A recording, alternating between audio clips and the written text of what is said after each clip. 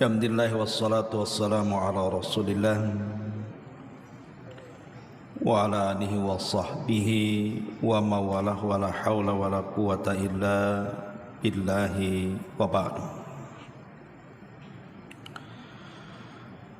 Alhamdulillah, di malam ini kembali kita duduk di majelis ilmu di Masjid Nidaul Ilmi. Salawat dan juga salam tentunya kita hadiahkan kepada Rasul kita Nabi besar Muhammad sallallahu alaihi wasallam. Tema di malam hari ini kita akan membahas tentang bahaya kesyirikan di dunia dan di akhirat. Pembahasan ini tentu sangat penting kita bahas, karena tidak ada dosa yang lebih besar yang dilakukan manusia melebihi kesyirikan. Apalagi beberapa kesyirikan itu ada yang sifatnya tidak bisa kita rasakan, tahu-tahu syirik itu sudah ada pada badan kita. Maka malam ini kita akan membahas tentang apa bahaya kesyirikan, kemudian pembagian syirik itu seperti apa, kemudian apa perbedaan syirik besar dengan syirik kecil, kemudian juga tentang contoh-contoh kesyirikan yang menyebar di masyarakat, dan yang terakhir tentunya bicara soal taubat dari kesyirikan. Inilah tema yang kita akan bahas di malam hari ini. Tidak memperpanjang mukaddimah, ada beberapa bahaya yang harus diwaspadai orang yang melakukan kesyirikan. Yang pertama, bahwa asyirku, syirik itu yuhbitu a'mal bil kulliyati, bisa menggugurkan seluruh amal secara keseluruhan. Di dalam surah Az-Zumar ayat 65 Allah mengatakan, la in asyrakta la yahbatanna amaluka wala takunanna minal khasirin. Jika engkau wahai Muhammad melakukan kesyirikan, maka akan hancur lebur amalanmu dan engkau termasuk orang-orang yang rugi. Kalau Nabi SAW saja yang kaya pahala, yang dosanya telah diampuni, yang telah, yang sedang dan yang akan datang, sekiranya dia melakukan kesyirikan, maka tidak ada guna kenabiannya. Itu sekelas Nabi. Macam mana pula di bawah Nabi? Macam mana pula kita? Inilah bahaya terbesar kesyirikan itu, bisa membatalkan semua amal saleh yang pernah kita lakukan. Di dalam surah Al-An'am dipertegas lagi, dalam surah Al-An'am 88-nya, walau asyraku la habita anhum ma kanu ya'malun.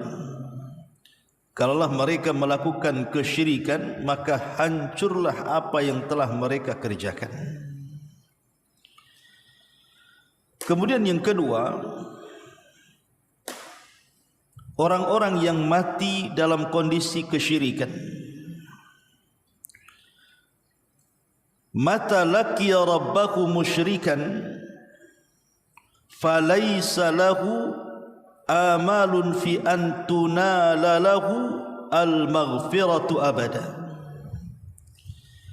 Siapapun yang berjumpa dengan Allah Subhanahu wa taala kelak pada hari kiamat dan dia mati di atas kesyirikan, maka jangan pernah menghayal dia mendapatkan ampunan dari Allah Subhanahu wa taala. Tidak akan diampuni selamanya. Makanya Allah Subhanahu wa taala menyebutkan dalam surah An-Nisa ayat 48, Innallaha la yaghfiru an yushraka bihi wa yaghfiru ma duna dzalika liman yasha. Siapapun yang berlaku kesyirikan, Allah tidak akan mengampuni dosa. Allah tidak akan mengampuni dosa-dosanya. Tapi Allah akan mengampuni selain daripada dosa itu.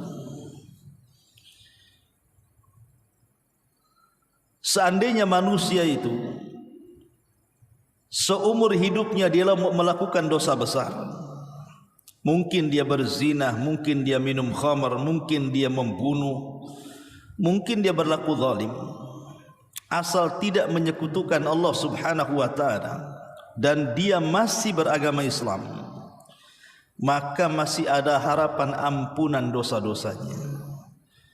Karena dosa selain kesyirikan itu kan semua tahta masyiatillah, di bawah kehendak Allah. Kalau Allah mau, Allah ampuni dosa-dosanya dan direct masuk surga. Tapi kalau Allah tidak mau, maka Allah bisa siksa dia di neraka untuk membersihkan dosa-dosa besarnya, tetapi dia ada kesempatan masuk surga. Maka yang kedua ini, siapapun yang meninggal asal dia tidak melakukan kesyirikan, berarti ada kesempatan masuk surga. Boleh jadi masuk surga awalian secara direct, langsung tanpa mampir di neraka, atau boleh jadi tidak secara langsung, mungkin diazab dulu baru dimasukkan ke dalam surga. Artinya ada kesempatan masuk surga. Tapi kalau dia berlaku syirik, jangan harap dia dapat ampunan. Ini yang kedua. Yang ketiga, anna sahibas syirki muharramun alaihil jannah wa huwa mukhalladun finnar. Bahwa pelaku kesyirikan itu dipastikan mereka diharamkan padanya surga, bahkan dia dipastikan dikekalkan di neraka. Di dalam surah Al-Bayyinah, Allah Subhanahu wa taala berfirman dalam ayat ke-6-nya, innal ladzina kafaru min ahlil kitabi wal musyrikina fi nari jahannam khalidina fiha ulaika hum syarrul bariyah. Sesungguhnya orang-orang kafir dari kalangan ahli kitab Yahudi dan Nasrani dan juga orang-orang musyrik, maka mereka masuk ke dalam jahanam, dikekalkan di dalamnya, dan mereka adalah seburuk-buruk manusia. Lihat, Allah katakan mereka seburuk-buruk manusia yang dimasukkan ke dalam jahanam dan dikekalkan di dalamnya.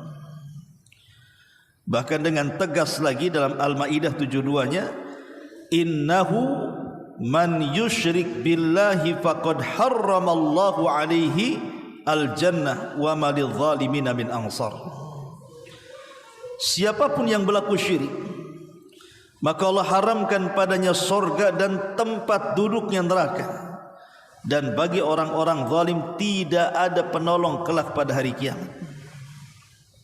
Subhanallah, di sini Allah Subhanahu wa taala menegaskan bahwa surga haram kepada sesiapa yang mati di atas kesyirikan. Kemudian yang keempat, wasyirku yubihu damal musyrik wa mala. Bahwa pelaku kesyirikan itu bisa terhalalkan darahnya, bahkan halal hartanya untuk diambil. Kalau seandainya seseorang hidup di negara Islam dan berlaku hukum Islam. Jadi kalau hidup di negara Islam kemudian berlaku hukum Islam dan diterapkan betul-betul hudud dalam Islam, maka orang musyrik ini harus ditangkap, kemudian dipaksa untuk bertobat. Kalau tidak, halal darahnya dan juga halal hartanya. Ma'asyiral muslimin wal muslimat rahimakumullah. Kemudian, dan itu sebagaimana hadis Nabi sallallahu alaihi wasallam yang ma'ruf, bahkan dicantumkan dalam kitab Arba'in Nawawi, umirtu an uqatilan nas hatta yashhadu an la ilaha illallah wa anna muhammadar rasulullah. Aku diperintah untuk memerangi manusia agar mereka bersaksi tidak ada sembahan yang berhak disembah kecuali Allah dan bahwa Muhammadlah utusan Allah. Artinya Kalau mereka mau mengucapkan kalimat tauhid, selamat mereka, tidak diperangi. Tapi kalau mereka enggan mengucapkan kalimat tauhid alias jatuh kepada lawan tauhid kesyirikan, berarti mereka halal untuk diperangi. Ini yang keempat. Yang kelima, seorang musyrik juga haram untuk dinikahi wanita-wanitanya. Tidak boleh orang itu menikahi wanita yang musyrik. Dalam Islam itu boleh menikahi wanita orang kafir hanya dari dua agama saja. Pertama Yahudi, yang kedua Nasrani. Maka halal boleh menikahi wanita-wanita mereka dengan catatan cara menikahnya sesuai dengan syarat Islam. Bukan di tempat mereka. Bukan menikah di gereja atau di sinagog, tidak, tetap menikah di masjid dengan cara Islam. Walaupun mereka bukan muslim, bukan muslimah. Karena memang Allah Subhanahu wa taala membolehkan mereka. Tetapi selain Yahudi dan Nasrani, maka dilarang dalam Islam tidak boleh menikah dengan wanita-wanita di luar daripada ahli kitab. Karena di luar dari ahli kitab semuanya agama itu di atas kesyirikan. Makanya dilarang, tidak boleh menikahi wanita-wanita yang masih di atas kesyirikan. Allah mengatakan dalam surah Al-Baqarah 221, wala tunkihul musyrikati hatta yu'min. Tidak boleh menikahi wanita-wanita syirik sampai mereka beriman. Ini yang kelima. Yang keenam, sembelihan mereka haram dimakan. Kalau sembelihan ahli kitab masih dibolehkan. Jadi kalau ada Yahudi Nasrani menyembelih binatang dengan catatan dia tidak menyebut nama Isa atau Uzair, tetap menyebut nama Allah, dan disembelih dengan cara yang benar, digorok lehernya, maka halal sembelihannya, walaupun yang menyembelih ahli kitab. Tetapi kalau yang menyembelih binatang itu orang musyrik, maka tidak boleh menyentuh sembelihannya karena haram hukumnya. Jadi kalau umpamanya antum dikirim daging, makanan yang berkuah, daging-dagingan dari tetangga, dan jelas-jelas tetangga ini bukan Yahudi, bukan Nasrani, mereka di luar agama daripada ahli kitab, jangan dimakan sembelihannya. Jangan dimakan, buang saja. Ya, untuk menghargai mereka terima, kemudian jangan dimakan. Karena haram hukumnya memakan sembelihan mereka. Ini yang keenam. Yang ketujuh, kalau seandainya man mata musyrika, barang siapa yang mati di atas kesyirikan, fa innahu la yarithu wa la yurath, mereka tidak mewarisi hartanya dan tidak berhak mendapatkan warisan. Mereka tidak berhak mewarisi ataupun mendapatkan warisan. Pamannya ayahnya musyrik, anaknya muslim. Ayahnya musyrik meninggal, maka harta warisan ayahnya tidak bisa diambil anaknya. Atau sebaliknya, anaknya musyrik, bapaknya pula muslim, meninggal anaknya, bawa harta, tidak bisa mewarisi kekayaan anaknya, tidak bisa mewarisi dan tidak bisa diwarisi. Karena ada hadis Nabi SAW mengatakan, la yarithul muslimul kafir walal kafirul muslim. Tidak boleh mewarisi seorang muslim harta orang kafir ataupun sebaliknya. Dan seorang yang musyrik jelas kafir. Ini yang ketujuh. Yang kedelapan, man mata musyrikan fala yughassal wala yukaffan wala yusalla alaihi wala yustaghfar lahu wala yutaraham alaihi wala yuqbar fi maqabiril muslimin. Kalau dia mati di atas kesyirikan, tidak boleh dimandikan, tidak boleh dikafankan, tidak boleh disolatkan, tidak boleh didoakan ampunan, tidak boleh juga dikuburkan di pekuburan kaum muslimin. Mereka kuburannya sendiri. Lihat konsekuensi orang-orang yang melakukan kesyirikan. Karena sekelas Nabi SAW saja pernah memintakan ampun kepada Allah akan dosa-dosa Abu Talib pamannya, yang sudah merawat Rasul dari usia 8 tahun sampai menjadi sampai menikah dengan Khadijah, sampai diangkat jadi nabi, bahkan membela agama Nabi. Tapi karena Abu Talib mati di atas kesyirikan, dia tidak mau mengucapkan kalimat tauhid, maka Nabi sebagai balas jasa ingin memintakan ampun akan dosa-dosa pamannya Abu Talib. Tapi Allah tolak dengan menurunkan ayat surah At-Taubah ayat 113. Maka nalin nabi walladzina amanu an yastaghfiru lil musyrikina walau kanu ulil qurba. Tidak layak bagi seorang nabi dan orang-orang yang beriman untuk memintakan ampun kepada Allah akan dosa-dosa orang musyrik walaupun mereka kerabat dekat. Turun surah At-Taubah ini menghentikan Rasul untuk memintakan ampun kepada pamannya, karena orang musyrik kemudian meninggal dan dia tidak bertobat, maka tidak berhak dimandikan, dikafankan, disolatkan, bahkan dimintakan ampun, bahkan tidak boleh kita katakan tarahum, dan tidak boleh dikuburkan di pekuburan kaum muslimin. Ini yang nomor 8. Yang nomor 9, seorang yang musyrik itu yuhramu nikmatai al-amni wal ihtida, diharamkan padanya dua nikmat besar di dunia.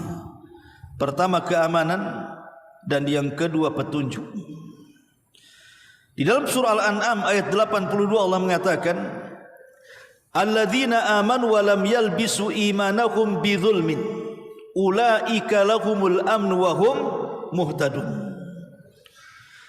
Orang-orang yang beriman dan tidak mencampur adukan keimanan mereka dengan kezaliman, maka mereka akan mendapatkan keamanan dan petunjuk dari Allah. Mafhum kebalikannya, berarti kalau orang itu tidak beriman dan mencampur adukan keimanan mereka dengan kezaliman, dalam tafsir kezaliman di sini artinya kesyirikan, maka mereka tidak berhak mendapatkan keamanan, bahkan petunjuk dari Allah tertutup untuk mereka.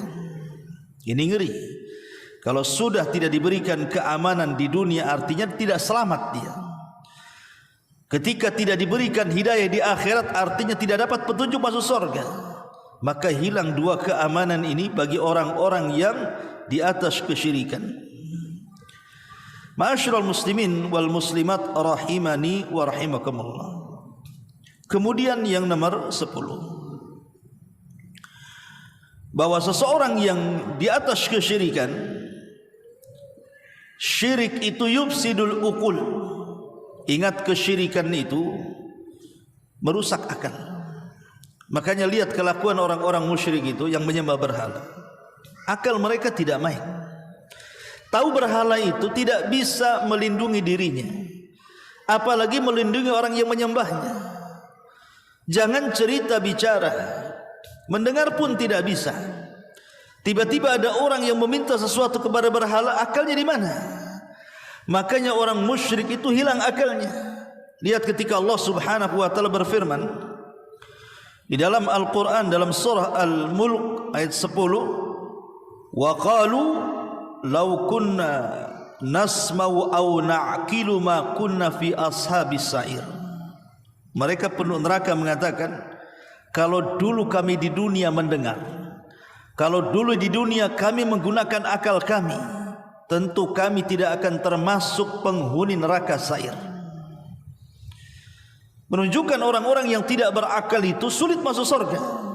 Lah salah satu orang yang tidak menggunakan akalnya adalah orang-orang musyrik. Mereka tidak menggunakan akal saat menentukan siapa sesembahannya. Jadi orang-orang yang musyrik itu sama dengan merusak akal-akal mereka. Dan tentunya banyak lagi tentang kemungkaran atau bahaya kesyirikan ini. Ini poin yang pertama. Kemudian poin yang kedua tentang pembagian syirik dan contoh-contohnya. Syirik itu ulama membagi, ada yang membagi dua, ada yang membagi tiga. Walaupun lebih tepatnya kesyirikan itu dibagi dua. Yang membagi dua syirik itu ada syirik besar, ada syirik kecil. Yang membagi tiga ada syirik besar, ada syirik kecil, ada syirik khafi, syirik samar artinya. Tapi ada yang mengatakan samar ini masuk pada syirik besar, tergantung macam mana bentuk syiriknya, atau bisa masuk pada syirik kecil. Jadi dia pertengahan. Yang syirik samar-samar nanti kita jelaskan. Tapi yang jelas bahwa pembagian syirik itu ada dua. Pertama asyirkul akbar yang tadi sudah jelas bahayanya. Yang kedua asyirkul asghar, syirik kecil. Lalu apa bedanya syirik besar dengan syirik kecil ini? Ada 5 yang membedakan antara syirik besar dengan syirik kecil. Pertama, bahwa syirik besar ini dosa yang tidak akan pernah diampuni Allah selamanya sampai dia bertobat. Tapi kalau syirik kecil ini masih diperselisihkan. Tapi yang jelas bahwa sekecil-kecilnya kesyirikan, tetap dosanya lebih besar dibandingkan dosa besar. Ingatnya, sekecil-kecil kesyirikan, tetapi dosanya lebih besar dibandingkan zina, dibandingkan membunuh, dibandingkan judi dan yang semacamnya, minum khamar, dusta, ghibah dan yang lainnya. Tetapi perbedaannya, kalau syirik kecil masih ada kesempatan diampuni dosa-dosanya, tapi kalau syirik besar tidak ada kesempatan diampuni dosa-dosanya. Yang kedua, syirik besar ini menghancurkan semua amal yang sudah saya jelaskan di atas. Tetapi kalau syirik kecil ini tidak menghancurkan kecuali amalan yang ditempelinya saja. Jadi kalau syirik besar ini dipastikan habis amalannya. Tapi kalau syirik kecil, lihat, amalan yang ditempelinya ya gugur amalannya, tapi amalan yang tidak ditempelinya tidak gugur. Contoh umpamanya, kemarin kita sholat dengan hari ini kita sholat. Kalau kemarin kita sholat ini ikhlas karena Allah, diterima. Kalau hari ini kita sholat riya karena Allah, riya kepada manusia, bukan karena Allah subhanahu wa ta'ala, maka gugur sholat hari ini. Jadi syirik kecil ini dia menggugurkan amalan yang ditempelinya saja. Ini yang kedua. Yang ketiga, syirik besar ini bisa mengeluarkan pelakunya dari Islam. Tapi syirik kecil tidak mengeluarkan pelakunya dari Islam.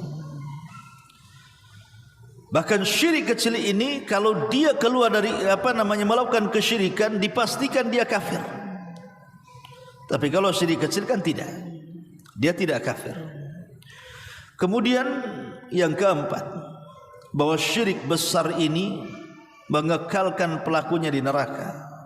Siapapun yang masuk neraka membawa kesyirikan besar, dipastikan tidak akan keluar dari neraka. Tapi kalau syirik kecil, ada kesempatan dia masuk surga. Walaupun harus lama di neraka, tetapi ada kesempatan masuk surga, karena dia masuk pada dosa-dosa besar yang berada di bawah kehendak Allah subhanahu wa ta'ala.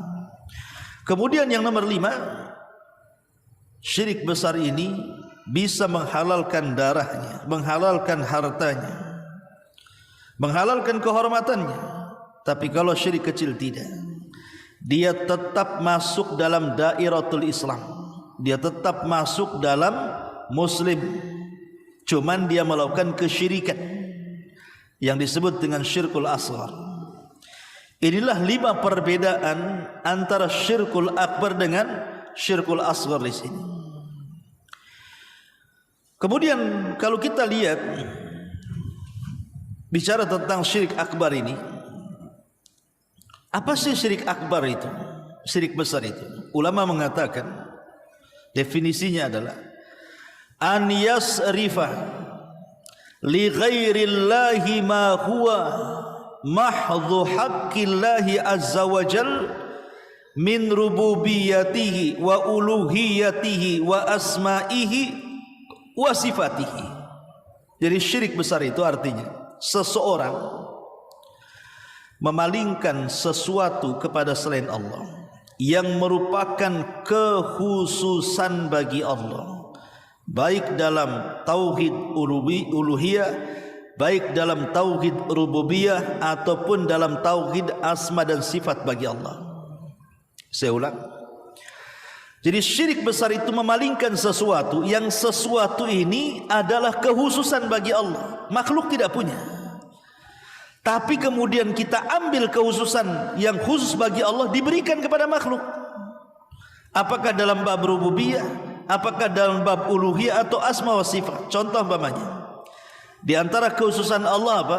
Menciptakan, memberikan rizki, mengatur. Itu dalam bab rububiyah. Kita yakin bahwa tidak ada yang menciptakan kecuali Allah, tidak ada yang mengatur kecuali Allah, tidak ada yang memberikan rizki kecuali Allah. Ini kekhususan Allah. Tidak ada yang sanggup melakukannya. Tiba-tiba kita ambil kekhususan Allah ini, kita diletakkan di Nyi Roro Kidul umpamanya. Oh, Nyi Roro Kidul itu bisa mengatur lautan. Makanya harus kita persembahkan kepala kerbau untuk Nyi Roro Kidul. Nah, ini kesyirikan, syirik besar namanya. Kenapa? Karena mengatur walaupun sebagian kecil lautan itu tidak ada yang bisa kecuali Allah. Dia sudah mengambil kekhususan Allah diberikan kepada makhluk. Ini syirik besar namanya. Karena definisinya mengambil sesuatu yang merupakan kekhususan bagi Allah yang tidak bisa dikerjakan makhluk, diambil, diklaim oleh makhluk bahwa dia sanggup melakukannya, padahal tidak sanggup.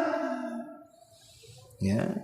Maka atau umpamanya datang ke kuburan, kemudian meminta rizki di situ, atau meminta keturunan. Tidak ada yang bisa memberikan keturunan kecuali Allah. Adapun kemudian makhluk sekalipun dia orang soleh, wali sekalipun, dia tidak bisa memberikan keturunan. Tiba-tiba kita datang ke kuburan meminta, ya wali fulan, saya sudah menikah lama, tolong berikan keturunan. Ini syirkul akbar, syirik besar. Kenapa? Karena memberikan keturunan itu hak Allah. Kenapa pula diberikan kepada makhluk? Lah itu namanya memalingkan sesuatu yang merupakan kekhususan bagi Allah diberikan kepada makhluk. Baik dalam bab rububiyah ataupun uluhiyah. Uluhiyah contohnya salat.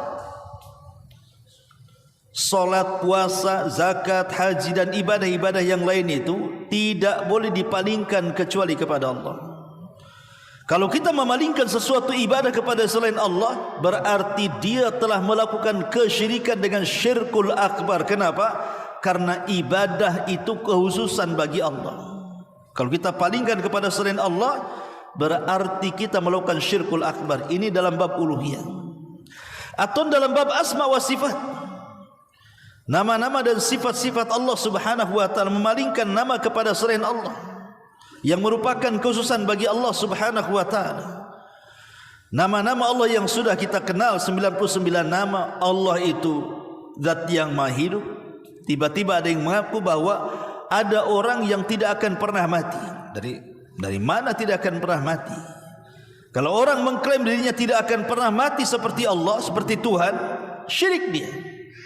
Karena kehidupan itu yang langgeng hanya Allah subhanahu wa ta'ala. Allah tidak pernah didahului dengan kematian, dan Allah tidak mungkin diakhiri dengan kematian. Allah itu senantiasa dan akan senantiasa zatnya hidup.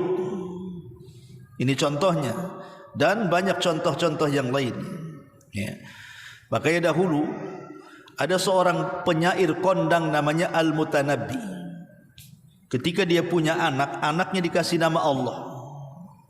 Anak itu namanya Allah. Siapa nama anakmu? Allah katanya. Dikafirkan para ulama. Kurang ajar, masa kasih nama anaknya Allah coba. Ma'asyiral muslimin yang dimuliakan Allah subhanahu wa ta'ala, ini di antara definisi syirkul akbar. Lah syirik akbar sendiri terbagi menjadi dua. Ada yang sifatnya zahir, nampak. Ada yang sifatnya batin, tersembunyi atau terselubung. Adapun yang tampak ma'ruf, seperti para penyembah berhala. Mereka terang-terangan menyembah berhala-berhala mereka, menyembah patung-patung mereka, menyembah sonam-sonam mereka, jelas ya. Atau orang-orang yang datang ke kuburan meminta-minta di kuburan, itu kan jelas tuh, nampak oleh kedua mata kita. Tapi terkadang ada syirik itu yang sifatnya tersembunyi, seperti syiriknya orang-orang yang al-mutawakkilin, kata para ulama, dicontohkan kasyirkil mutawakkilin, seperti orang-orang yang syirik dalam bab tawakal. Tawakal tidak boleh diberikan kecuali kepada Allah. Tapi ada orang-orang yang bertawakal kepada makhluk. Ada orang-orang yang bertawakal kepada makhluk kan. Kalau dipecat oleh perusahaannya, wah kayak kiamat. Sehingga tidak mau sholat, tidak mau apa, pokoknya frustasi. Seolah-olah Tuhannya itulah perusahaannya. Padahal terkadang orang keluar dari perusahaan, entah dipecat, PHK atau mengundurkan diri, siapa tahu ada rezeki yang jauh lebih baik kan. Tapi banyak orang-orang yang menuhankan perusahaan, ketika dipecat itu kayak kiamat. Akhirnya lemas hidupnya, putus asa, bahkan meninggalkan ibadah-ibadah. Masalah ikhwatu fillah muliakan Allah Azza wa Jalla, ya. Itu berarti tawakalnya bukan kepada Allah, tapi kepada perusahaan, atau mungkin kepada pejabat, atau mungkin kepada manusia, atau mungkin kepada benda-benda dan begitu seterusnya. Ini syirik akbar yang sifatnya apa? Tidak nampak, karena kan dalam hati. Tawakal kan dalam hati. Nah ini juga bisa terjerumus kepada syirkul akbar. Kemudian di antara syirkul akbar juga adalah syirkul i'tiqad. Syirik dalam bab keyakinan. Syirik dalam bab keyakinan seperti ada sebagian keyakinan orang Syiah bahwa imam 12 mereka itu mampu menghidupkan dan mematikan, mampu menurunkan hujan. Bahkan mereka mengklaim bahwa imam 12 mereka tahu kapan mereka mati. Sebenarnya ini kan hayalan orang-orang Syiah saja, tapi ini bisa menjerumus kepada kesyirikan ya kawan. Macam mana imam-imam mereka sanggup meramalkan dirinya dan tahu dirinya akan mati kapan? Kalau saya beri analogi contoh seperti ini, Husain ibn Ali radhiyallahu an, Husain ibn Ali radhiyallahu an itu diundang oleh orang-orang Kufah supaya datang ke Kufah. Dan orang Kufah siap membaiat Husain untuk menumbangkan kekuasaan Yazid bin Muawiyah. Tapi apa yang terjadi? Husain sudah dinasihati oleh saudara kawan-kawannya, saudara-saudaranya, jangan pergi ke Kufah karena orang Kufah itu para pengkhianat. Mereka ngomong saja, memberikan loyalitas, hakikatnya mereka itu para pengkhianat. Tapi Husain tidak dengar.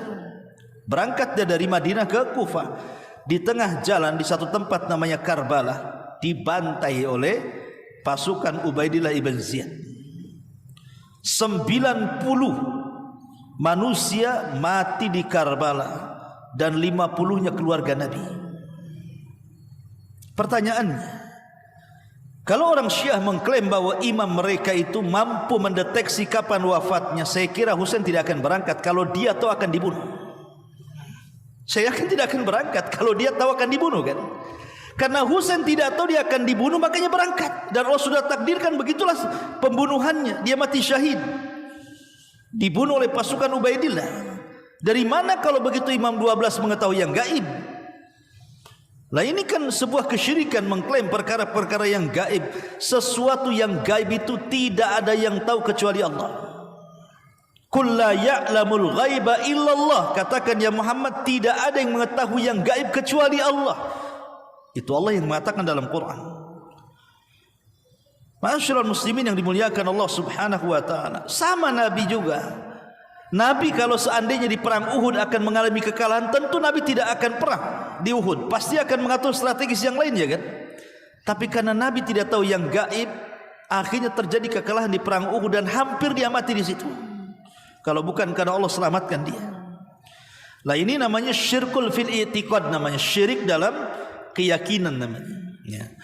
Ada juga kemudian syirkun fil aqwal, syirik besar dalam ucapan. Seperti orang-orang yang isti'anah, istighatsah, isti'adzah, meminta pertolongan, meminta perlindungan kepada selain Allah. Seperti orang-orang yang datang menemui jin-jin kemudian meminta pertolongan kepada mereka. Itulah yang disebut dengan dunia dukun, paranormal, bomo dan yang semacamnya. Itu mereka meminta perlindungan kepada jin dengan menyebut nama-nama mereka. Makanya kenapa dunia perdukunan itu lengket dengan dunia gaib, lengket dengan dunia spiritual kan itu. Makanya dukun itu pandai berdusta. Karena dia akan membawa perkara gaib, itu masalahnya. Lah orang-orang awam yang punya iman ya saja.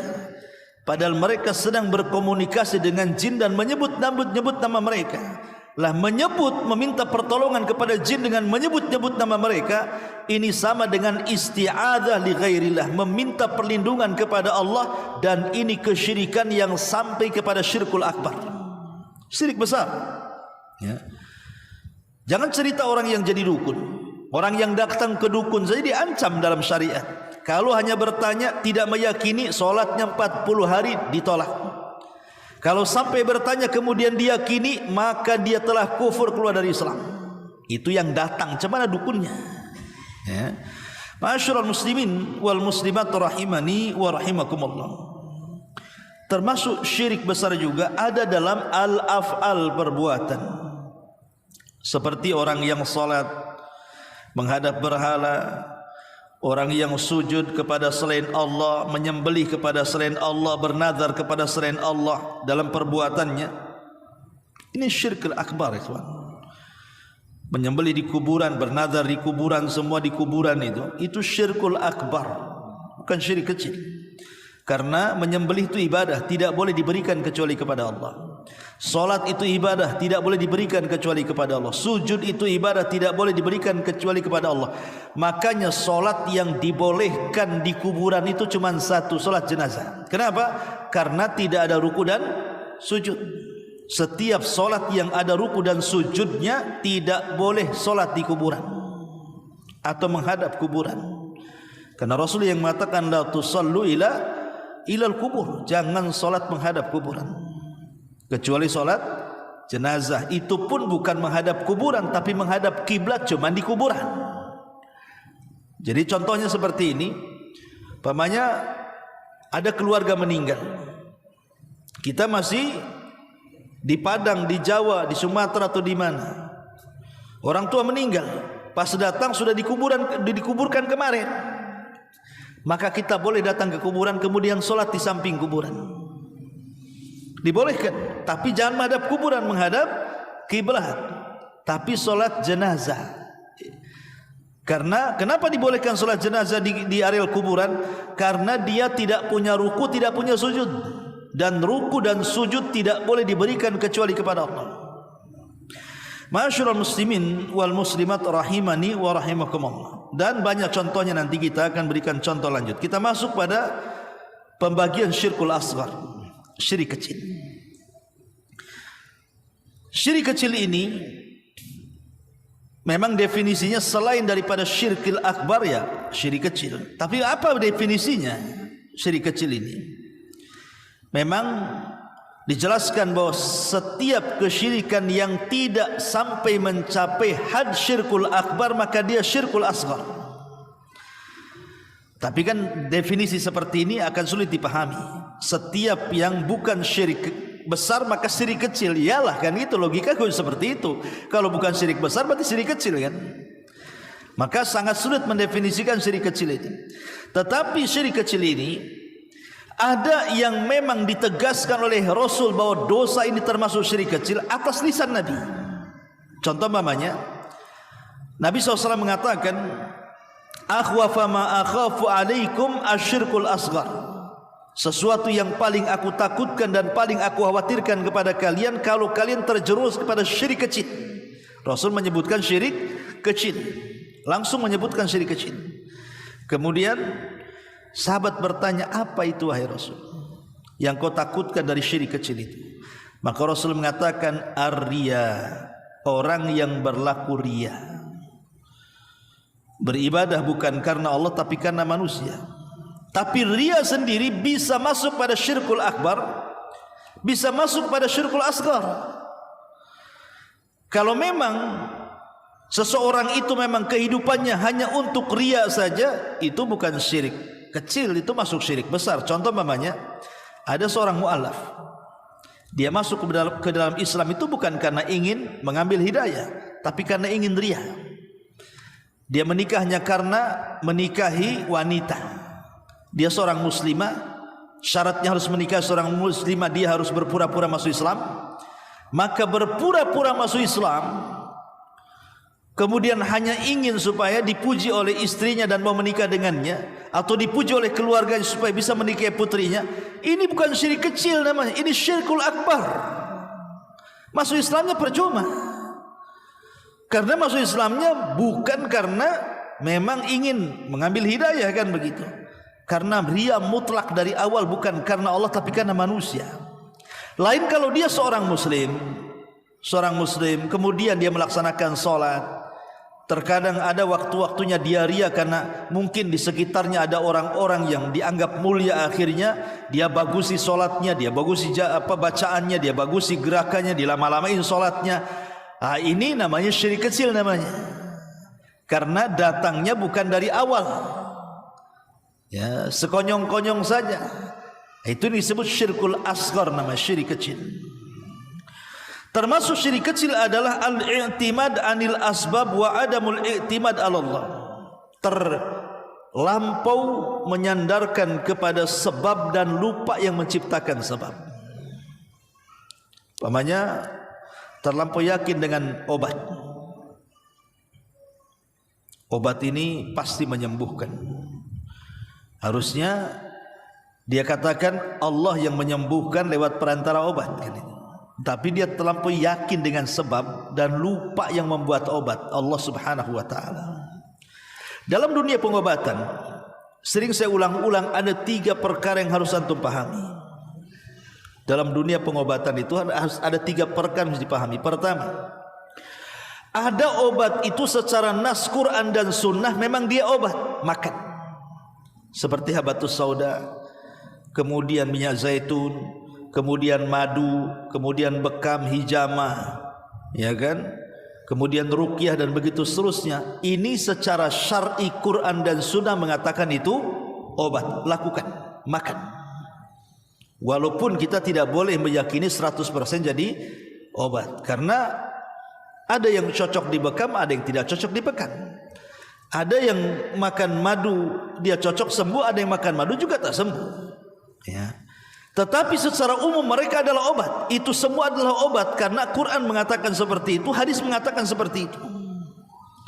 Maka yang seperti ini tidak terlarang. Yang kedua, ada jenis-jenis obatan itu memang Quran tidak menyebutkan itu obat, hadis juga tidak mengatakan itu obat. Tetapi ada penelitian seksama yang sangat dalam oleh orang-orang yang ada di farmasi, kedokteran, herbalis atau yang lainnya. Setelah di lab, rupanya ini daun kalau direbus diminum bisa menyembuhkan penyakit ini karena ada zat-zat ini.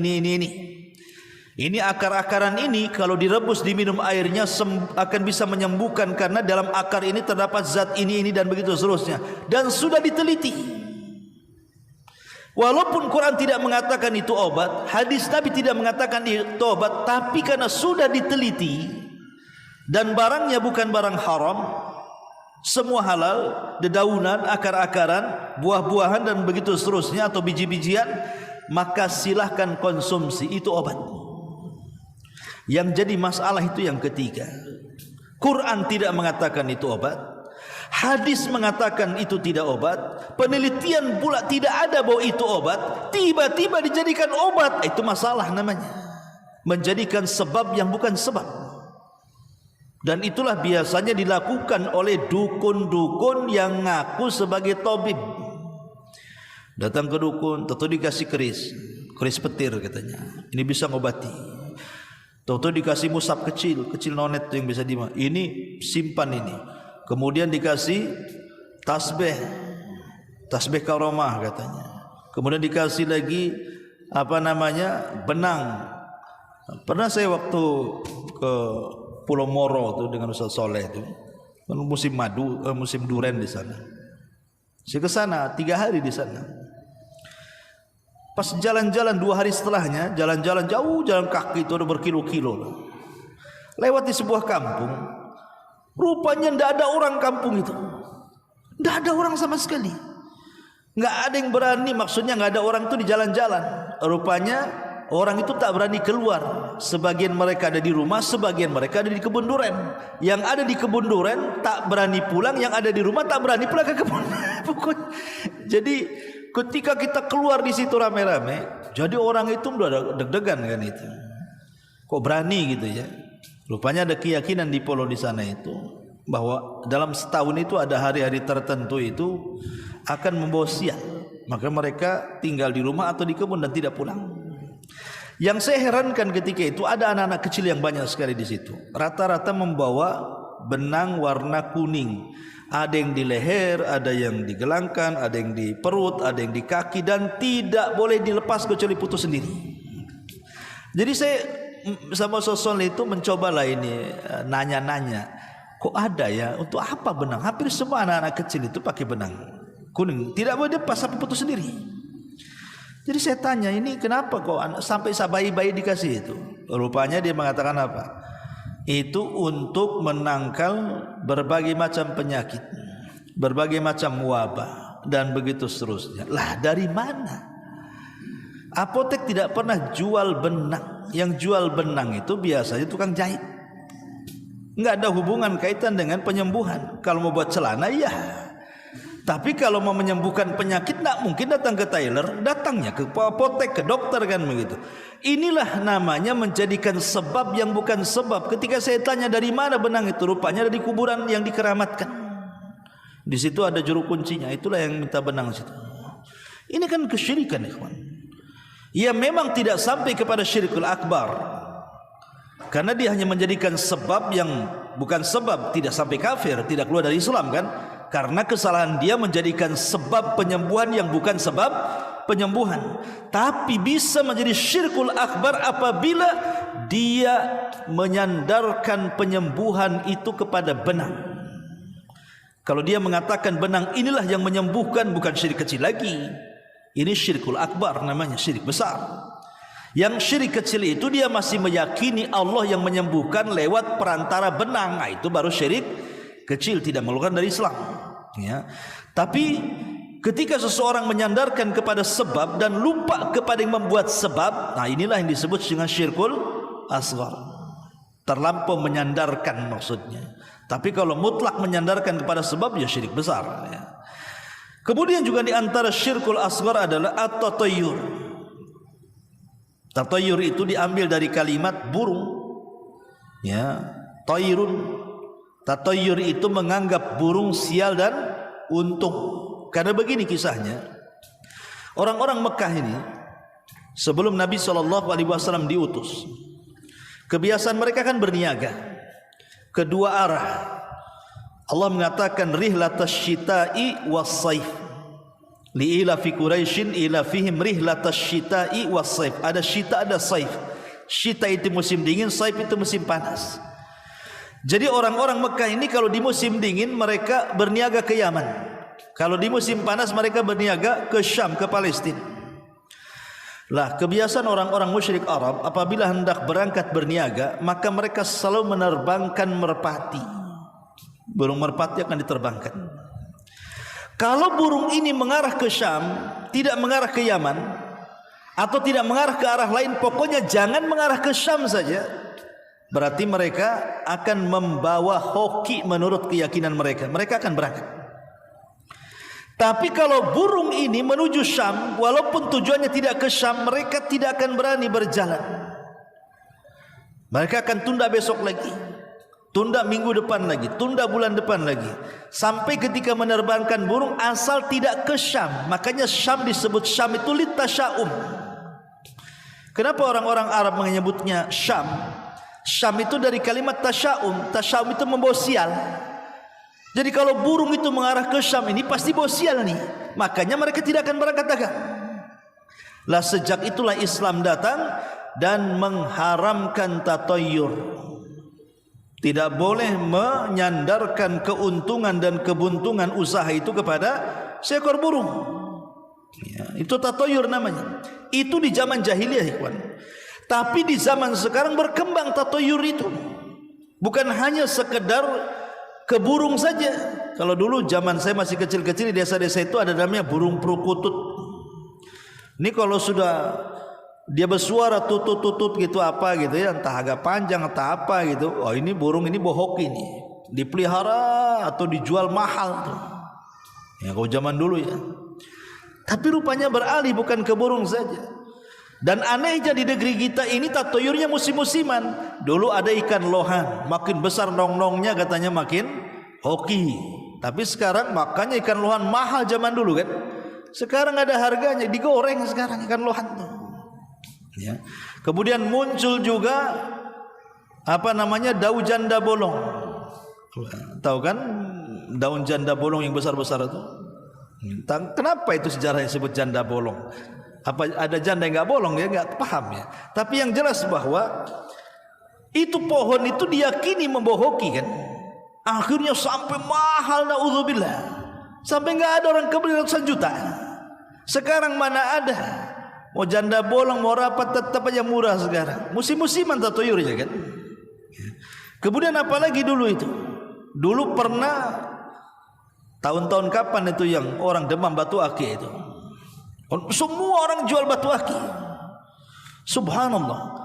Tidak ada pasar kecuali ada orang jual batu akik itu. Sampai di warung-warung Padang sendiri, standnya itu ada orang jual batu akik itu. Di warung Padang padahal. Nyari batu akik ke warung Padang. Ya.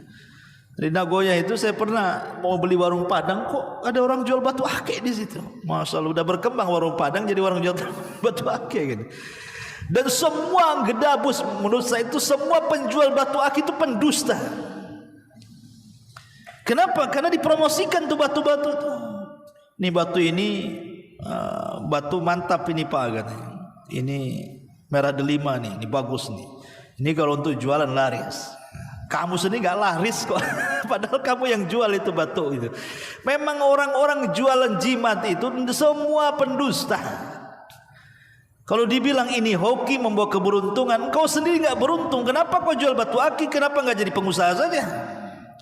Lah ini kan hal-hal yang seperti ini. Tapi kan demam batu akik sebentar saja kan. Sekarang hilang pula itu batu akik itu pada kemana? Kecuali kalau batu akik itu dari emas gitu, iyalah emasnya bukan batu akiknya yang mahal. Tapi yang jelas bahwa tatoyur ini berkembang. Makanya kemudian definisi tatoyur dalam ulama akidah itu sesuatu yang sifatnya dilihat, sesuatu yang sifatnya didengar, sesuatu yang sifatnya dimimpikan. Kemudian diyakini bahwa apa yang didengar, apa yang dilihat, apa yang dimimpikan, apa yang dirasakan itu membawa untung dan buntung, maka itu disebut tatoyur. Ketika kesemutan tangan kanan, wah ini dapat rezeki. Ketika kesemutan tangan kiri, ini akan datang debt collector. Nah ini dari mana coba? Anak gadis tidak boleh duduk di pintu, nanti jauh jodohnya. Perasaan makin duduk di pintu makin dekat jodohnya, dilihat orang hari-hari kan itu. Kemudian juga ada orang kalau seandainya wanita hamil, kemudian suaminya mau mandi, maka anduknya tidak boleh lilit di leher katanya. Nanti anaknya kelilit ususnya. Naudzubillah. Ini dari mana coba? Ini tatoyur namanya. Tidak ada yang seperti ini. Apa kaitan bapaknya gulung-gulung anduk di leher tiba-tiba mempengaruhi kepada anaknya, nanti kemudian tali pusarnya akan melilit leher anak janinnya? Ini tatoyur semua. Nggak ada yang seperti itu. Ya. Nggak ada yang seperti itu. Dan di negeri ini paling kaya, di negeri kita ini tatoyur ini paling kaya ya kawan. Paling kaya.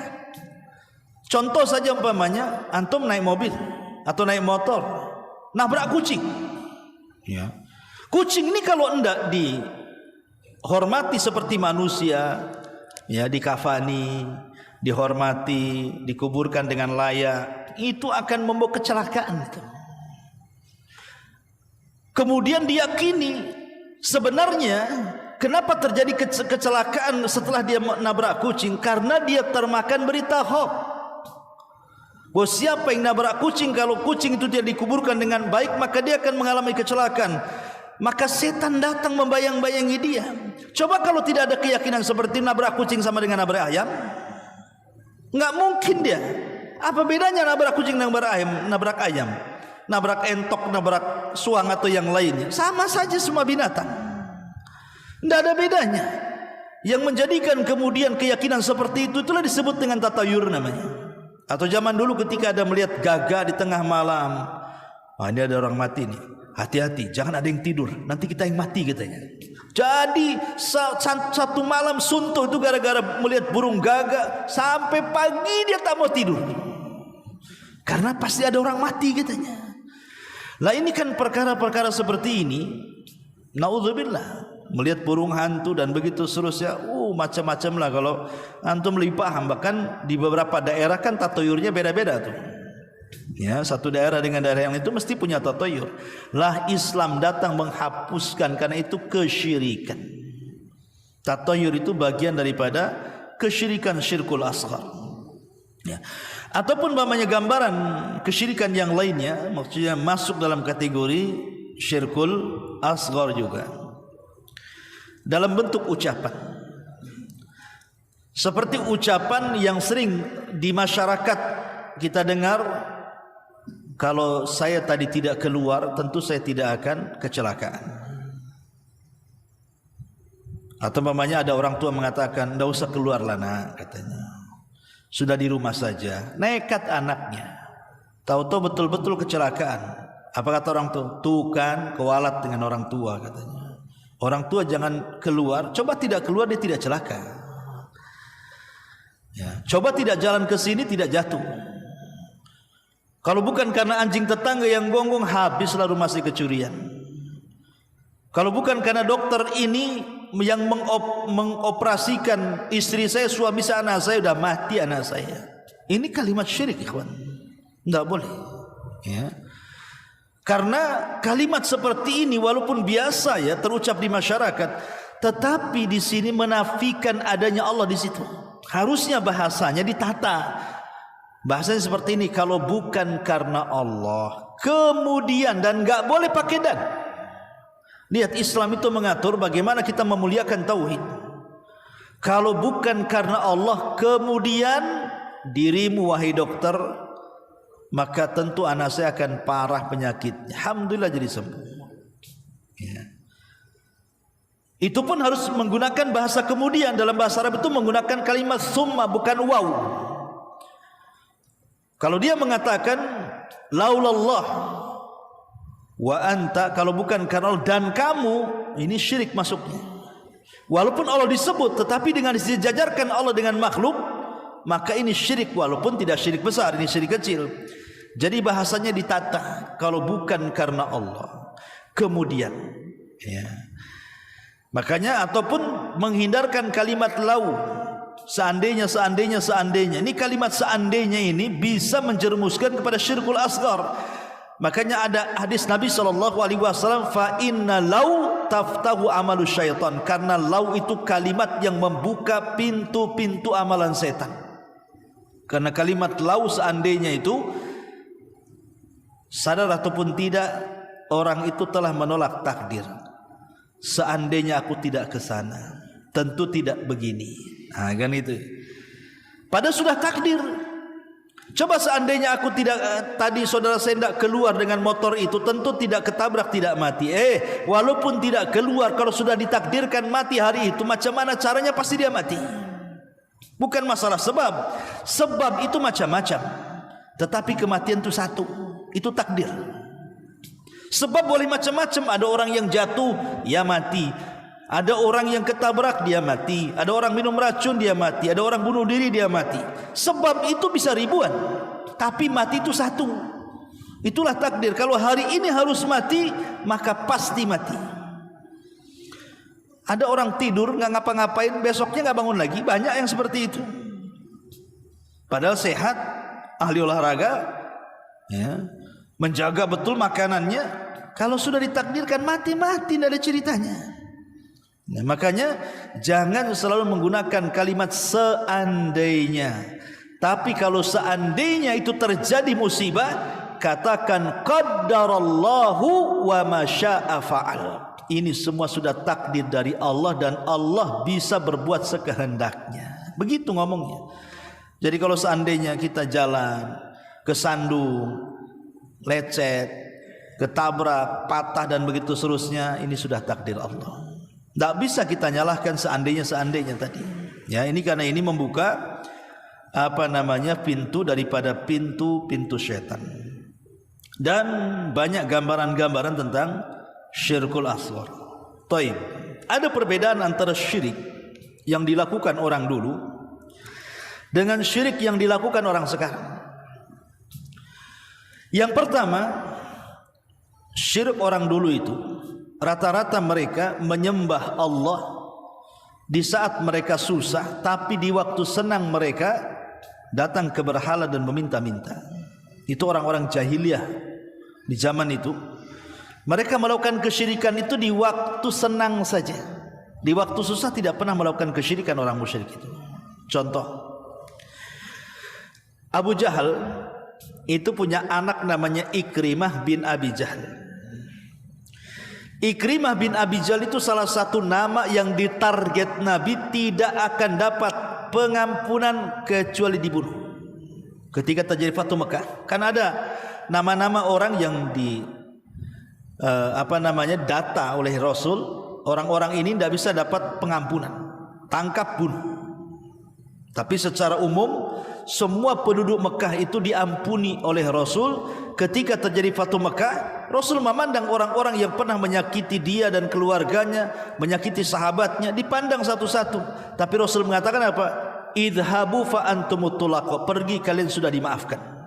Tetapi ada orang-orang yang tidak dimaafkan oleh Nabi. Salah satunya Ikrimah bin Abi Jahal. Karena ketakutan lari dia ke Syam naik perahu. Dengan orang-orang yang diponis tidak akan dapat pengampunan. Rupanya perahu di tengah lautan diombang-ambing sama gelombang. Ketakutan orang-orang yang ada di perahu itu. Salah satu di antara orang yang di perahu menasihati, kalau kita tidak meminta pertolongan kepada yang di langit, maksudnya Allah Subhanahu wa taala, tentu kapal kita akan karam. Maka kita harus berdoa kepada dengan cara ikhlas, minta supaya kita diselamatkan. Lah di situ Ikrimah bin Abi Jahal mendengar dan mengatakan, "Ya Rabb, kalau memang Engkau adalah Tuhanku dan apa yang didakwahkan Muhammad itu benar," katanya, "dan Kau selamatkan hari ini, ku janji aku akan datang menemui Muhammad dan aku akan masuk Islam." Subhanallah. Akhirnya Allah takdirkan selamat tuh kapal, balik lagi ke Mekah, selamat. Dari situlah Ikrimah sadar bahwa selama ini sesembahannya tidak ada gunanya. Dia datang kepada Rasul kemudian masuk Islam, dan baik keislamannya Ikrimah bin Abi Jahal itu. Sehingga Allah Subhanahu wa taala berfirman, fa idza raqibu fil fulki da'awullaha mukhlishina lahuddin falaman najahum idahum musyrikun.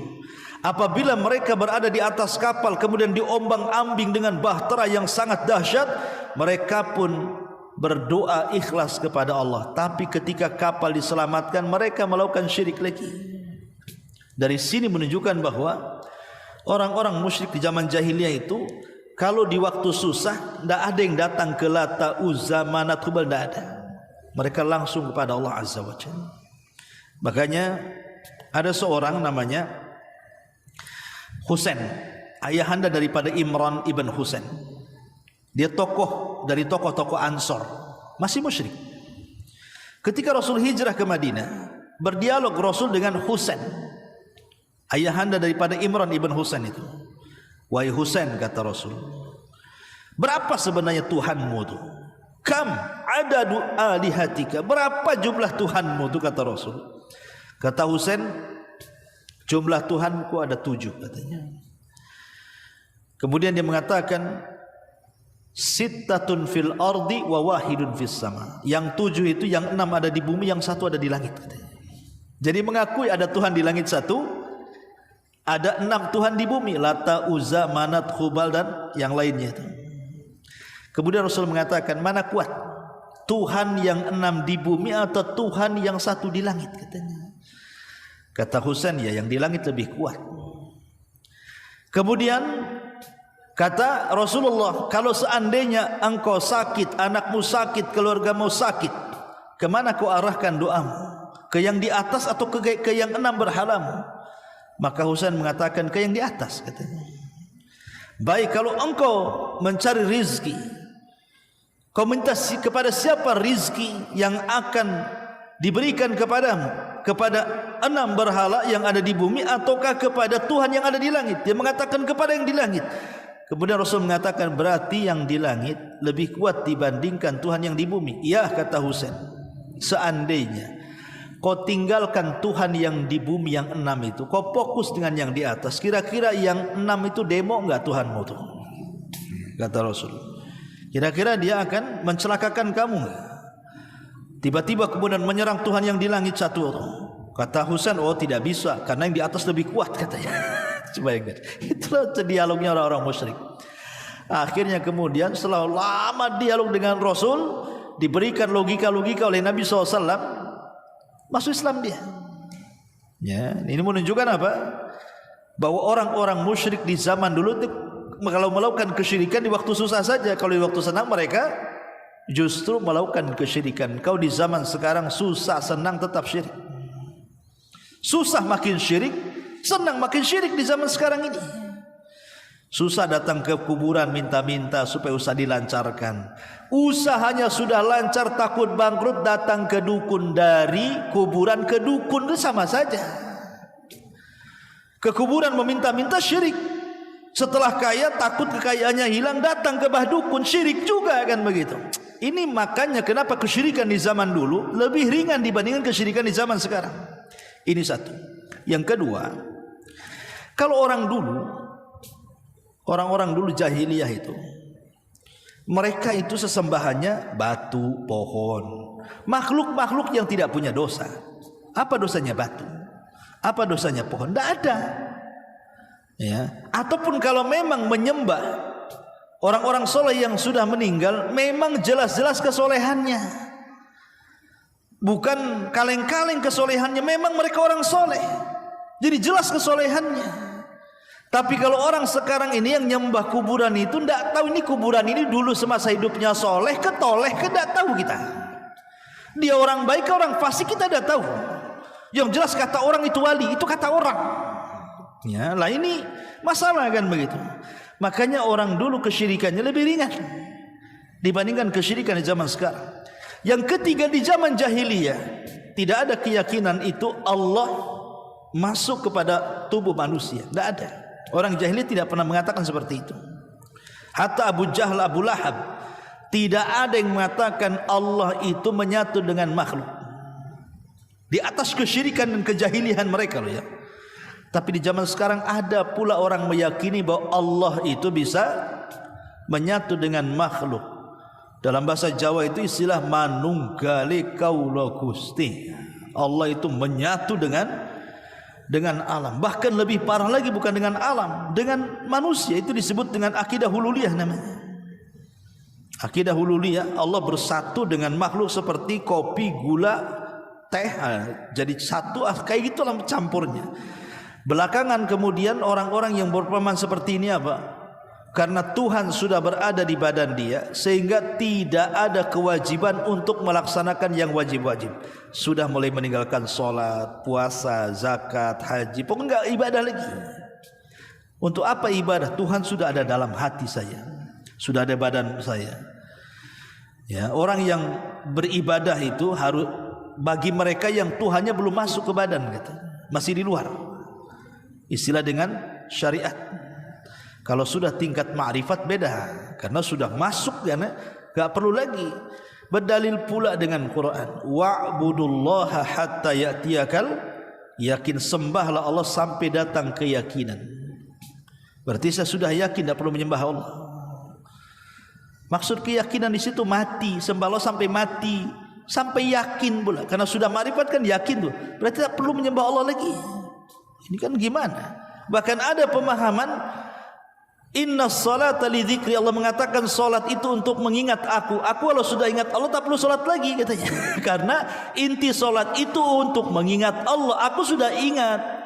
Sing penting eling udah cukup, tak perlu salat katanya. Jadi dalilnya itu sing penting eling tadi. Yang penting ingat Allah, dan enggak perlu salat gitu. Salatnya eling itu tadi. Gimana? Orang yang paling eling itu Nabi. Dia tidak pernah meninggalkan sholat. Dia tidak pernah meninggalkan, bahkan sholat malam wajib bagi dia. Bahkan kakinya pecah-pecah pula. Itu orang yang paling eling di dunia, Nabi SAW. Ini Anda bukan nabi. Kemudian membuat kaidah yang jauh lebih sesat lagi. Dia mengatakan apa? Maqamul wilayah aula min maqamin nubuwah, bahwa kedudukan seorang wali jauh lebih tinggi dibandingkan seorang nabi. Wajar nabi masih salat karena wali lebih tinggi dibandingkan nabi. Kan kurang ajar namanya. Macam mana wali lebih tinggi daripada nabi? Dalilnya apa? Nabi Musa belajar kepada Khidir, kata.